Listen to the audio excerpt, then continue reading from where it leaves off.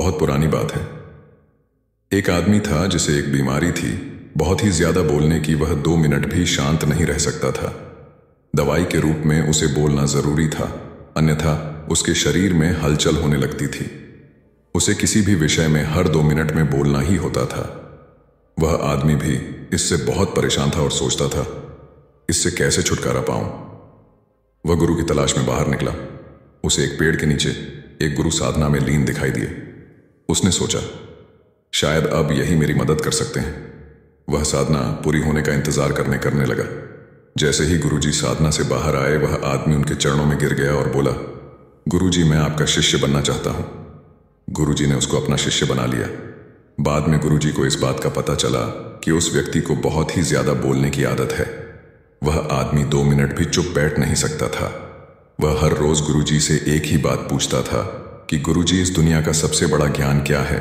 और जब भी गुरुजी से यह सवाल पूछता तो गुरुजी चुप हो जाते, कुछ भी नहीं बोलते, क्योंकि गुरुजी को पता था कि इस शिष्य को ज्यादा बोलने की आदत है और अभी इसको सबसे बड़ा ज्ञान के बारे में बताना व्यर्थ की बात है। इसीलिए वह चुप हो जाते थे, कुछ भी नहीं बोलते।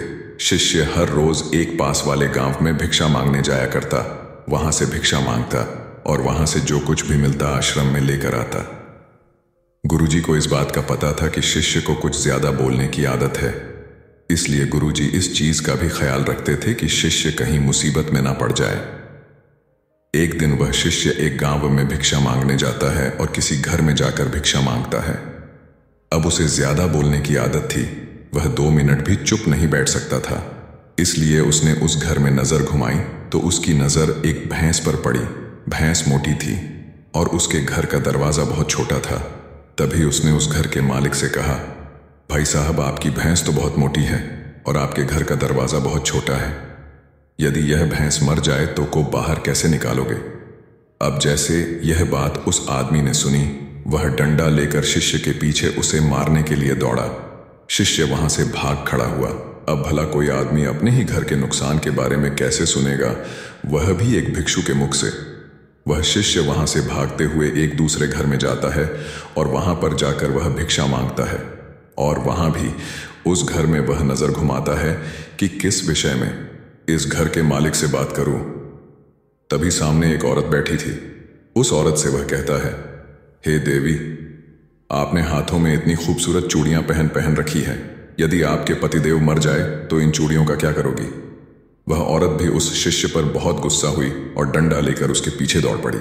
उस औरत ने कहा, एक भिक्षु अपने मुख से ऐसा कैसे बोल सकता है? एक तो मैं उसको भिक्षा दे रही हूं, ऊपर से वह मेरे पति को ही मार रहे हैं।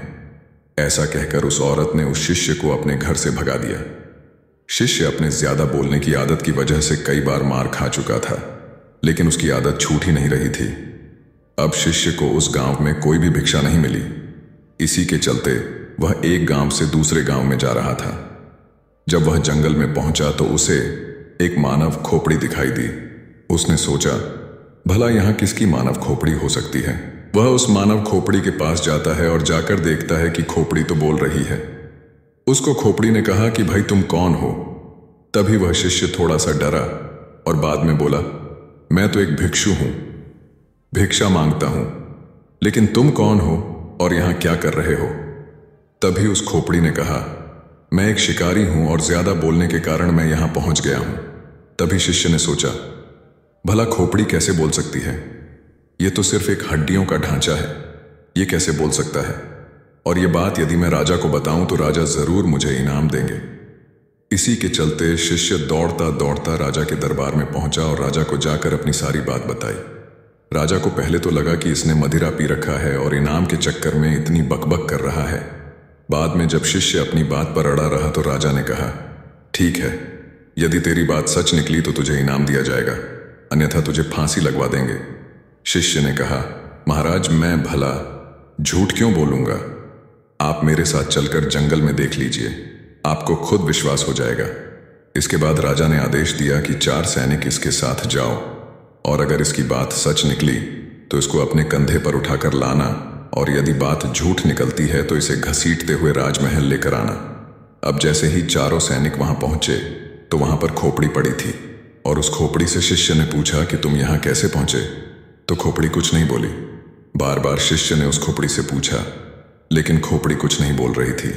बहुत देर होने के बाद सैनिकों ने उस शिष्य को पकड़ लिया और घसीटते हुए राजमहल में लेकर आए और राजा से आकर कहा कि महाराज जी, यह तो झूठ बोल रहा है। खोपड़ी तो वहां पड़ी है, लेकिन खोपड़ी भला कैसे बोल सकती है? ये तो मूर्ख आदमी है, इसको तो कुछ पता ही नहीं है। तभी राजा ने आदेश दिया कि इस आदमी को फांसी पर लटका दो।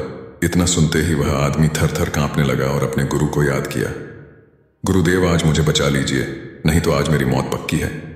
जैसे ही शिष्य ने अपने गुरु से अर्जी किया, गुरु को आश्रम में बैठे बैठे आभास हो जाता है कि शिष्य किसी मुसीबत में पड़ गया है और वह ज्यादा बोलने के चक्कर में ही मुसीबत में पड़ा है। गुरु भी जल्दी जल्दी अपने शिष्य के पास आते हैं और राजा को जैसे तैसे समझाकर शिष्य को वहां से छुड़ा लेते हैं और शिष्य गुरु दोनों ही आश्रम में वापस आ जाते हैं।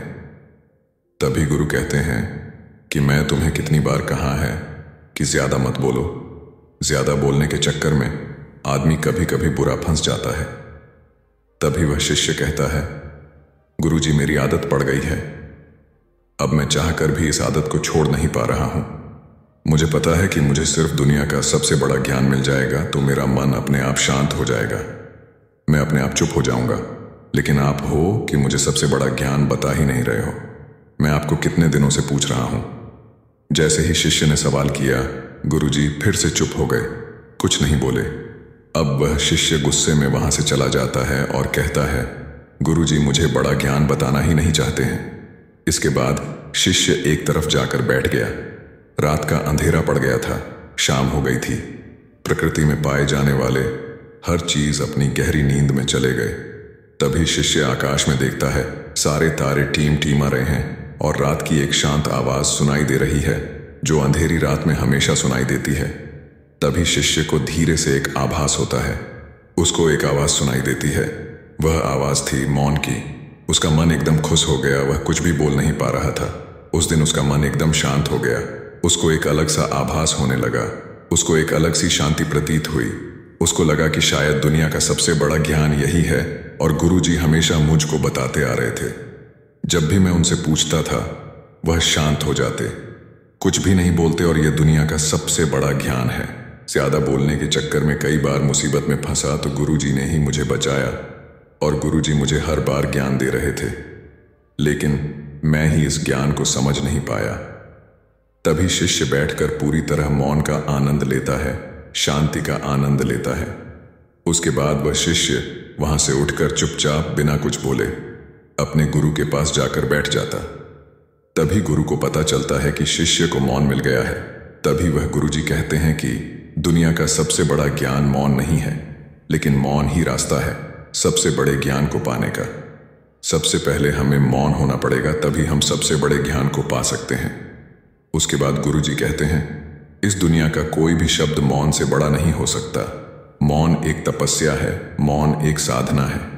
इस मौन को हर कोई धारण नहीं कर सकता और जिसने भी धारण किया है वह दुनिया का सबसे बड़ा ज्ञान के चरम पर पहुंच जाएगा, सबसे बड़े सुख के चरम पर पहुंच जाएगा। उसके मन में किसी भी तरीके का सवाल नहीं रहेगा। सब सवाल खत्म हो जाएंगे, कुछ भी नहीं बचेगा, शून्य बचेगा, एक बिंदु बचेगा। बस उस बिंदु में ही जलता असली बौद्ध का दिया। उसके बाद वह शिष्य कहता है कि गुरुजी, आखिर मैं मौन कैसे रहूं? मैं जब भी ध्यान करने बैठता हूं तो मेरा मन एक जगह लगता ही नहीं। मेरे मन में हजारों विचार आते हैं। मैं जितना मौन होने की कोशिश करता हूं उतना ही मेरे मन में ज्यादा विचार आते हैं। ऐसे में मैं क्या करूं? उसके बाद गुरुदेव ने कहा, मेरी बात को ध्यान से समझो। जब ध्यान करने बैठो तो मन को किस तरह शांत करना है, इसे एक छोटी सी कहानी के माध्यम से समझो। एक किसान था। वह एक साधु के पास जाता है। कहता है कि गुरुजी, मेरे जीवन में बहुत कामकाज है, मैं काम करके थक जाता हूं, मुझे कुछ समाधान दीजिए। उसके बाद वह गुरुजी उस किसान को एक जिन्न देता है और कहता है, जिन्न को अपने घर में ले जाओ, इसे जो भी बोलोगे वह सब काम कर देगा, लेकिन हाँ, एक बात का ध्यान रखना, जिन्न को कभी खाली मत रखना। इसको खाली बैठा दोगे तो यह तुम्हें खा जाएगा। किसान ने कहा, गुरुजी, खाली बैठने का तो काम ही नहीं है, मेरे पास तो इतना काम है कि यह पूरी जिंदगी व्यस्त रहेगा। इसके बाद किसान जिन्न को अपने घर लेकर चला जाता है, लेकिन वह जिन्न था तो हर काम को जादू से जल्दी खत्म कर देता था। तुरंत किसान का काम कर दिया। जब खाली हुआ तो किसान ने आस पड़ोस के काम करवाए। फिर भी लेकिन वो जल्दी काम को खत्म कर देता और काम खत्म करके वापस किसान को बोलता कि मुझे जल्दी काम दो, नहीं तो मैं तुम्हें खा जाऊंगा। अब किसान इस जिन्न से परेशान होने लगा। वह वापस उस जिन्न को गुरुजी के पास लेकर गया और कहा, गुरुजी, अब इसका समाधान दीजिए। तो बड़ा जल्दी काम को कर देता है और मुझे खाने के लिए कहता है। तभी वह गुरुजी उस जिन्न और किसान को लेकर खेत में जाते हैं और जिन्न को कहते हैं, एक बांस का डंडा लेकर आओ।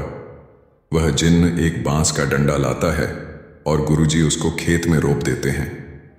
उस डंडे को रोपकर गुरुजी उस जिन्न को कहते हैं, जब भी तुम्हें यह किसान कोई काम के लिए बोले और काम खत्म हो जाए तो इस डंडे पर चढ़ना और उतरना। तुम्हारे पास जब भी कोई काम ना हो तो यह काम करते रहना। यह सुनते ही किसान बहुत खुश हो गया, क्योंकि उसको समाधान मिल गया था। काम नहीं रहेगा तो वह जिन्न डंडे पर उतरता चढ़ता रहेगा, किसान को परेशान नहीं करेगा। हमें ध्यान के समय में अपने मन को सांस के साथ बांध देना है। जैसे सांस बाहर जाती है तो उसके साथ मन को बाहर, और जैसे ही सांस अंदर जाती है तो मन को अपने अंदर धीरे धीरे इसका अभ्यास करते जाओ। धीरे धीरे आपका मन शांत हो जाएगा। ऐसा नहीं है कि तुम ध्यान के समय ही ऐसा करो। जब भी तुम कुछ काम कर रहे हो, कहीं जा रहे हो, किसी से बात कर रहे हो, उस समय मौन रहकर अपनी सांस पर ध्यान दो। अपने मन के अंदर की आवाज सुनो, सांस की आवाज को सुनो और उसी के साथ मन को जोड़ दो। धीरे धीरे आपका मन पूरी तरह शांत हो जाएगा। जब भी कभी बोलना पड़े, किसी को जवाब देना पड़े, पहले याद कर लो कि क्या बोलना है। उसके बाद कम से कम 5 सेकंड रुक जाओ, उसके बाद ही अगले को जवाब दो। इससे तुम्हारे ज्यादा बोलने की आदत भी कम हो जाएगी। और जब तुम्हारे पास बोलने के लिए 2 ही बातें हो तो उनमें से एक ही बात बोलो, और जब तुम्हारे पास बोलने के लिए 3 बातें हो उसमें से 2 ही बोलो। धीरे धीरे ज्यादा बोलने की आदत चली जाएगी, क्योंकि हमारे मन को शांत करने से पहले चुप तो रहना ही होगा। जुबान को बंद करना ही पड़ेगा। शांति को मुंह से बोलकर लिखकर नहीं बताया जा सकता है। जब तुम मौन होकर अपने में उसको अनुभव करोगे तभी उसकी तुम्हें सही असलियत का पता चलेगा। अब उस शिष्य को मौन के महत्व का पता चल चुका था। उसे दुनिया के सबसे बड़े सुख का अनुभव हो चुका था। उसे असली शांति का अनुभव हुआ। हमें भी अपने जिंदगी में मौन होकर उसका लाभ उठाना चाहिए। इस मौन के अंदर जो शांति है उसका वास्तव में कोई अद्भुत अनुभव होगा, क्योंकि इतने बड़े साधु संतों ने, भगवान बुद्ध ने इसको सबसे सर्वोपरि बताया है, सबसे बड़ा सुख बताया है, ज्ञान का पहला मार्ग बताया है। तो हमें भी अपने जीवन में मौन होकर अपने मन को शांत करके इसका अनुभव जरूर करना चाहिए।